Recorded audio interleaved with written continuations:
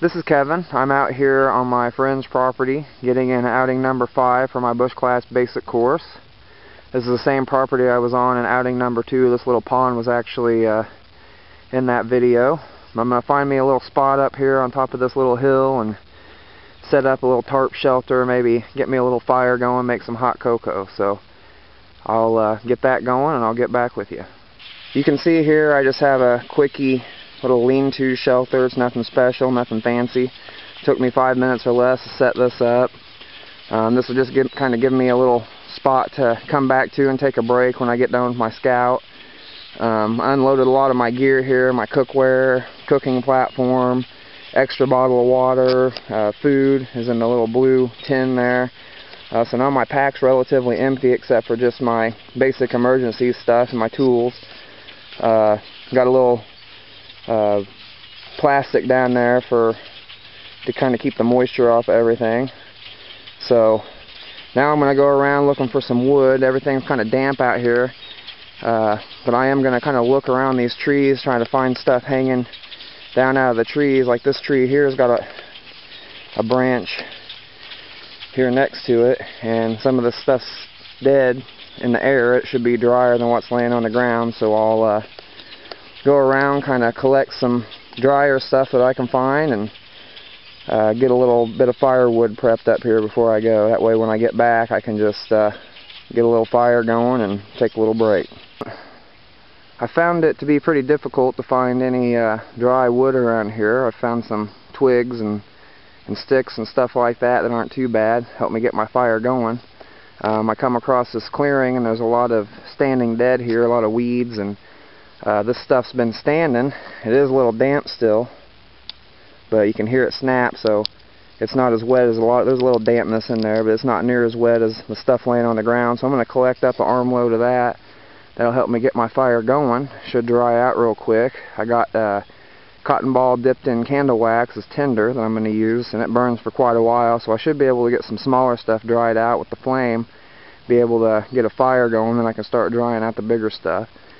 I don't need a real big fire. This is kind of just I'm going to take a break and have some hot cocoa here in a little bit. But anyway, I'm going to get to it and I'll be back with you whenever I'm done.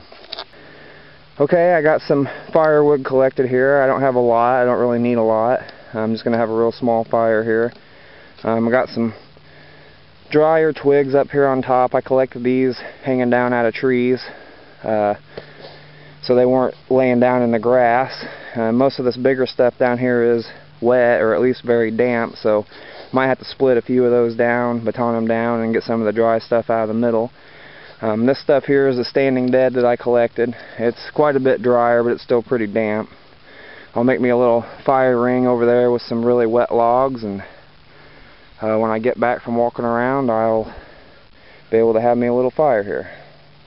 This here is pokeweed. I do believe that's what they call it. It's got these purple berries on there. My wife was doing some research here a while back, and it said that in the past people have used this as ink, and you can see it's very, very staining, very purple. So that's something we collected some here a while back and never got around to trying it, so I might grab some of this on the way out and give it a try. I made mention to the fact in outing number 2 that there was these little locust saplings everywhere in these clearings, and some of them are hidden pretty good. They just look like the standing dead behind it in a lot of cases, so you really got to be careful when you're going through. You know, you don't want to be too haphazard. You want to kind of pay attention to what you're doing when you're out in the woods, because you know, if you ran across one of these at the wrong angle, it could make you a pretty rough hike back to the truck, you know. So that's just something you got to be on the lookout. As I was looking at that, I looked over and I spotted this rub on this sapling. Looks like a buck's been working on it a little bit. A lot of sign out here, a lot of droppings, a lot of tracks, things like that, a lot of rubs, bedding areas. So I know there's a lot of deer out here, which kind of brings me to a point I wanted to make. I'm out here, it is deer season, archery season in Illinois, and I'm out here in dark clothing. I have no blaze orange vest or cap or anything like that. That's probably a good idea if you're going out, especially on public lands where people can get permits, access to hunt. If you're going to be out in them places. You want to make sure you're safe, you're highly visible. Unfortunately, there are a lot of trigger-happy idiots out there who would shoot you if you would come out of the brush.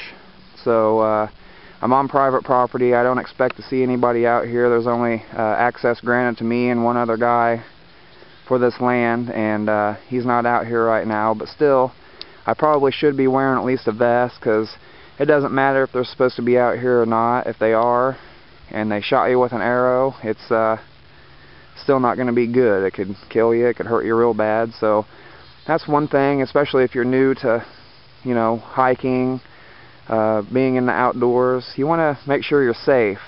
Make sure people know where you're going. If it's hunting season, make sure you're wearing some highly visible clothing. That's a mistake I made when I left the house today, so that's just something I kind of wanted to point out. This is a pine that's fallen over. It's broke off right at the base there. It's been laying there for quite a while. If I did have my axe, and I could probably even get my knife out and harvest some, but I try to get me some fat wood out of this. I might try to rip off a couple chunks of this, take it back with me when I get my fire going. So one of these days I'll get out here and learn a little bit more about fat wood. This is that same little stump I was just looking at. Decided to go ahead and tear into it a little bit. I'm not really sure if there's any fat wood in here, but this stuff's really dry and it should burn pretty good, so I'm gonna kind of throw this off to the side of the trail and pick it up on my way back through. It should help me get my fire going. One thing I've noticed about this area is there is a lot of chert here, so that's good. I was walking, Buddy and I was walking when he showed me this land first time, walking down kind of an access road down into the ravine, and it's just all over in the washout in the road, so I found a pretty decent chunk here. I'm going to stick that in my pocket and take it with me. Just found some more deer sign. This looks relatively fresh. I'm not sure if this is a little cedar or a juniper, but it's bent all the way over, been gnawed on and rubbed on. We can see that. I've been out here walking around for probably about an hour. I haven't really gotten to any of the areas I haven't explored yet, but it's still been good. I've been out here kind of wandering around the area that I've already been in, kind of learning it a little better. With the rough terrain out here, it's kind of sometimes hard to get to where you're going in a straight line, so it's pretty easy to get turned around. Particularly if you're new to the woods. That's something I plan on working on a little bit this winter, is my navigation. This would probably be a pretty good place to do it since I don't know the area really well. Maybe I'll save that other part of the property I haven't been on for that. The river, Illinois River, is probably about 1.5 miles that direction. There's a creek at the bottom of this ravine that I'm told runs all the way pretty much to the river. So I thought maybe one day this winter or this spring I might try to trek up that creek and follow it all the way to the river. That might be kind of interesting. But anyhow, I'm going to make my way back up to my little campsite, see if I can get my fire going. I'm kind of running out of time. Got to get back to the house here pretty soon, so. Okay, fire kit here. Got a cotton ball dipped in candle wax. Works really good for wet conditions. I find that it works quite a bit better than Vaseline dipped cotton balls, although they do work very well. There's nothing wrong with those. Winter coming up, I thought I'd try these out. They seem a little more surefire in wet conditions. I did a video here a while back where I actually submerged one in water, lit it in the rain, and was able to get a small fire going, so I know they work pretty well. Just as I say that, it doesn't light. Sometimes in the light, it's hard to see if they go. Burning now. I put some of the dry stuff from the piece of pine here underneath, so I thought that would help out. I'm going to stick this here for a little brace. Put some of this dry pine stuff here. Some of it is still a little damp, but I think it'll take off pretty good. Like I said, some of it is pretty solid here in the middle, so I'm pretty hopeful I might have found something I've been looking for, but I'm not really sure. I think from most of what I've seen, you do get the fat wood from the stumps and the roots. So I'm not sure really how potent it is, but hopefully hopefully I can find some in there somewhere. If not, I got plenty to come out here and look through to find some in the future. I'm going to take some of this standing dead I collected and put it on there. Like I said, I'm not really going for a real big fire here. Just kind of wanted to get something going, make some hot cocoa, even though now it's warming up, brightening up. I don't even really necessarily need it. I might make me a bowl of oatmeal. I haven't had anything to eat yet today. Done quite a bit of walking, so just take me a little break and relax here before I head back to the house. Once I get the fire going a little bit better, I'll be back with you. Well, you can see the fire has finally started to take off. The dry pine really helped a lot. Stuff is still pretty wet. It did dry out a little bit, at least the smaller stuff did, while I was out kind of walking around, so that was good. Helped me out a little bit. You can see I got my bigger stuff kind of stacked around the edge of my ring here to help not only make my ring a little safer here. The grass is real moist around here. I'm not too worried about a fire, but it'll keep it from spreading if it does dry out, and keep coals from popping out of the fire a little bit better. And as I need bigger stuff, I can add it to the top of the fire, and this will, like I said, help dry it out in the process. Probably won't need all this wood. What I don't use, I'll just kind of stack up next to a tree here or something, and I can always use it on another trip. I'm going to let this burn down the coals and get my cooking platform out, and I'll be back with you. Well, it took a little bit, but I'm finally to this point. Everything kind of burned down in the coals. I got this makeshift cooking platform here. It's actually just like a table base that we found in the middle of the road on our way to Outing 4. I cut the bottom off of it and kind of made this platform. It folds up real nice so it fits in the backpack. My water's boiling here, ready for oatmeal. My water bottle should be ready for hot chocolate, so I'm gonna get me some grub, get me some hot cocoa, and I'll get back with you on the way out.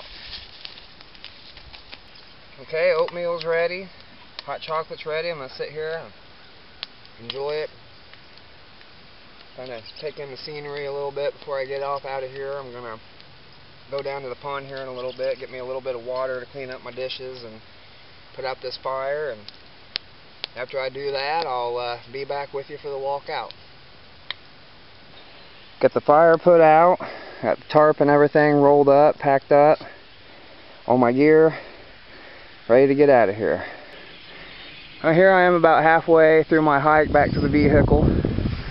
I just kind of wanted to take a minute to thank all the instructors, administrators at Bushcraft U.S.A. It's a heck of a resource for bushcrafters, campers, backpackers, hikers, outdoorsmen in general. A lot of information on there. If you haven't checked out bushcraftusa.com, I suggest you get on there and look at it.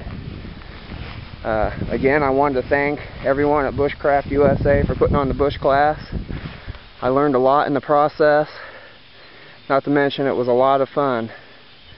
If you haven't tried the bush class out yet, go over to Bushcraft U.S.A. and sign up as a member, and the class is free to join. They also have an intermediate class that I hope to start here pretty soon. Might hold that off till spring so I have more time to devote to it. But anyhow, this was outing number 5. This is Kevin. Thanks for watching.